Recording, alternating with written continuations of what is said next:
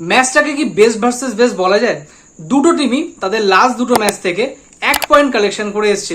একটা ম্যাচ হেরেছে, একটা ম্যাচ ড্র করেছে। সিজনের শুরুটা কিন্তু যথেষ্ট ভালো করেছিল দুটো টিম, মোহনবাগান আর জামশেদপুর। প্রথম 4টে ম্যাচে 4টেই কিন্তু জিতেছিল, কিন্তু লাস্ট দুটো ম্যাচে কোথাও দুটো টিমই নিজেদের খেয়েই হারিয়েছে। তো এই ম্যাচে যে জিতবে সে কিন্তু 1 নম্বর পজিশনে কিন্তু আবার নিজেদের স্থান বানিয়ে নেবে।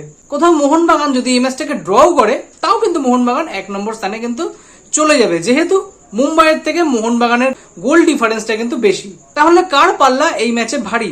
জামশেদপুর, যার ডিফেন্স এই মুহূর্তে লুকিং লাইক আ স্ট্রং মাউন্টেন, নাকি মোহনবাগান, যার মাঝমাঠ এই মুহূর্তে সব থেকে শক্তিশালী? তো এই ভিডিওতে আমি কিন্তু পার্টিকুলার এই ম্যাচটা নিয়েই কথা বলবো। So hello guys, welcome to football matrix. তোমাদের সবাইকে স্বাগত প্রি ম্যাচ টকের একটা নতুন এপিসোডে। আমি কিন্তু ইন্ডিয়ান ফুটবলের এরকম বিভিন্ন রকম update, team review, player review, stats review, এরকম বিভিন্ন রকম টেকনিক্যাল এবং অ্যানালিটিক্যাল ওয়ালা ভিডিও বানিয়ে থাকি। তোমরা যদি এরকম টাইপের কন্টেন্ট পছন্দ করে থাকো তাহলে প্লিজ চ্যানেলটাকে একটুখানি সাবস্ক্রাইব করে দিও। ভিডিওটা শুরু থেকে শেষ অবধি দেখার পর যদি ভালো লেগে থাকে তাহলে প্লিজ একটুখানি লাইক করে দিও। তাহলে চলো শুরু করি। দুটো টিমই তাদের প্রথম 4টে ম্যাচ কিন্তু জিতে আইএসএল সিজন শুরু করেছিল। What a dream start by Mohun Bagan. পরপর দুটো ম্যাচে 5-5টা গোল করে কোথাও মনে হচ্ছিল যে মোহনবাগানকে এই মুহূর্তে আটকাতে কে পারে, কিন্তু ফুটবল দেবতার রচিত কিন্তু অন্য কিছু ছিল। মুম্বাইয়ের এগেনস্টে একটা 1-0 গোলের হার, বেঙ্গালুরুর এগেনস্টে কিন্তু একটা ড্র। তো কোথাও লাস্ট দুটো ম্যাচে মাত্র 1 পয়েন্ট কালেকশন কিন্তু মোহনবাগান করেছিল। আর যেখানে পয়েন্টস টেবিলটাকে একতরফা করতে পারতো মোহনবাগান আর জামশেদপুর, সেখানে কিন্তু বাদবাকি টিমগুলোর ক্ষেত্রে কিন্তু অনেক সুবিধা করে দিল। Like east Bengal, Bengaluru FC, এদের ক্ষেত্রে কিন্তু অনেকটা সুবিধা হয়ে গেল কোথাও পয়েন্টস টেবিলে নিজেদের জায়গাটাকেও কিন্তু স্ট্রং পজিশনে নিয়ে যাওয়ার। এবার কথা বলবো দুটো টিমের পজিটিভ পয়েন্ট কি, তারপরে কথা বলবো দুটো টিমের নেগেটিভ পয়েন্ট কি, আর কোচের গেম প্ল্যান এই ম্যাচে কি হতে চলেছে। প্রথমে বলবো দুটো টিমের পজিটিভ পয়েন্ট। মোহনবাগানের পজিটিভ পয়েন্ট এই মুহূর্তে তার মাঝমাঠ, এতটা পরিমাণে কম্প্যাক্ট মাঝমাঠ আর এতটা সুন্দর অ্যাটাকে ইনভলভ হচ্ছে মাঝমাঠ থেকে, প্রশংসা কিন্তু করতেই হয়। দুটো উইং থেকে যেরকম অ্যাটাক জেনারেট হচ্ছে, একদিক দিয়ে লিস্টন কোলাসো, একদিক দিয়ে রবসন রবিনো, আর সেন্টার ফরওয়ার্ডে নান আদার দেন জেমি ম্যাকলারেন। সো মোহনবাগানের মাঝমাঠ আর অ্যাটাক নিয়ে তো কোনো রকম কথা এই মুহূর্তে হবে না। হ্যাঁ, অ্যাটাকের উপরেও কিন্তু কিছু প্রশ্ন লাস্ট দুটো ম্যাচের নিরিখে কিন্তু এসছে, যে কোথাও জেমি ম্যাকলারেন সেইভাবে টাচে দেখা যাচ্ছে না বা সেই রকম ফিনিশটা করতে পারছে না। কিন্তু কোথাও এটা মাথায় রাখতে হবে, জেমি ম্যাকলারেন 7টা গোলের সাথে টপ কন্টেন্ডার হিসাবে কিন্তু রয়েছে গোল্ডেন বুটের রেসে, তাহলে একদমই তাকে হেলাতুচ্ছ করা যাবে না। অপরদিকে যদি জামশেদপুর এফসির কথা বলি, তাহলে জামশেদপুরের সব থেকে স্ট্রং পয়েন্ট হচ্ছে তাদের ডিফেন্স, তাদের লো ব্লক ডিফেন্স। তাদের ডিফেন্সের প্রধান শক্তি কিন্তু নান আদার দেন তাদের ক্যাপ্টেন স্টিফেন এজে, যে ডিফেন্স তো করে তার সাথে কিন্তু সেট পিসে উঠে গিয়ে কিন্তু হেডে গোলও করে। জামশেদপুরের আরেকটা প্লাস পয়েন্ট হচ্ছে তাদের কাউন্টার অ্যাটাকিং ফুটবল। তাদের যে দুটো উইঙ্গার রয়েছে, বিশেষ করে সানান, এরা এত সুন্দর কাউন্টার অ্যাটাক বিল্ড আপ করে, যাদের কাছে এতটা পরিমাণে স্পিড আছে, কোথাও মোহনবাগান ডিফেন্সের উপরে কিন্তু এই চাপটা আসতে পারে।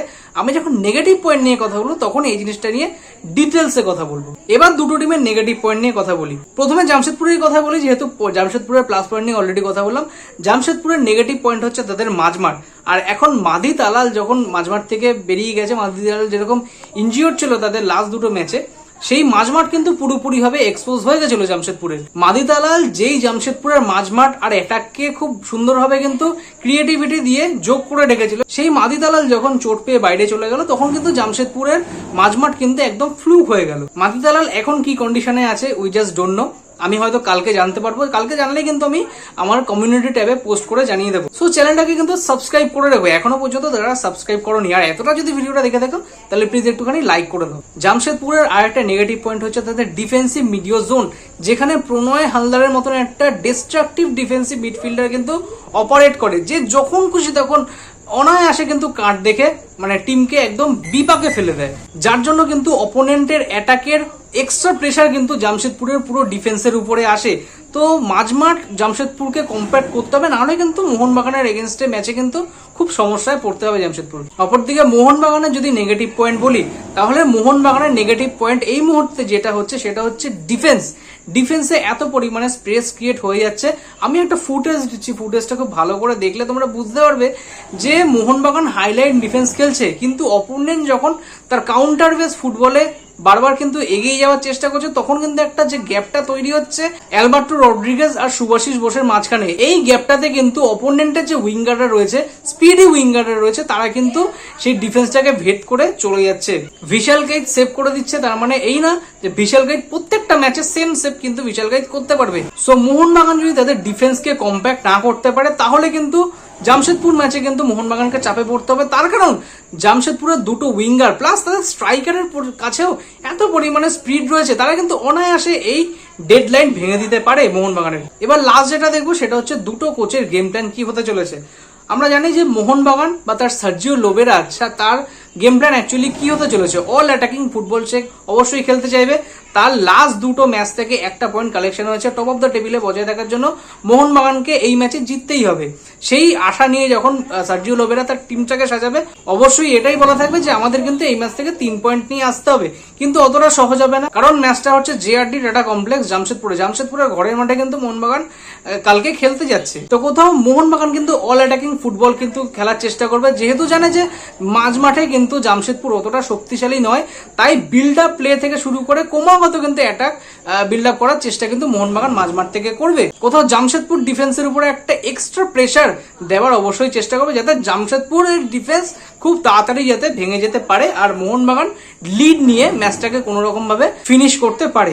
আর জামশেদপুরের গেম প্ল্যান যদি দেখা যায়, তাহলে কিন্তু জামশেদপুর তাদের লো ব্লক কিন্তু খেলবে অবশ্যই ডিফেন্সে, মোহনবাগানকে ফুললি ডিফেন্সিভ ওয়েতে কিন্তু আটকানোর চেষ্টা করবে।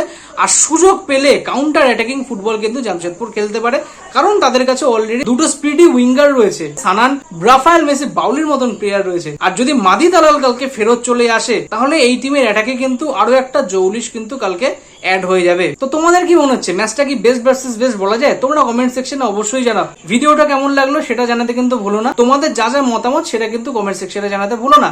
ভিডিওটা এতটা দেখে থাকলে প্লিজ একটুখানি লাইক করে দিও, চ্যানেলে প্রথমবার এসে থাকলে চ্যানেলটাকে একটুখানি সাবস্ক্রাইব করে দিও। তো ব্যাস, আজকের জন্য এইটুকুই, আর বেশি কিছু বলার নেই। দেখা হবে ম্যাচের পরে পোস্ট ম্যাচ টকের ভিডিও নিয়ে। ততক্ষণের জন্য শুভরাত্রি অ্যান্ড টাটা।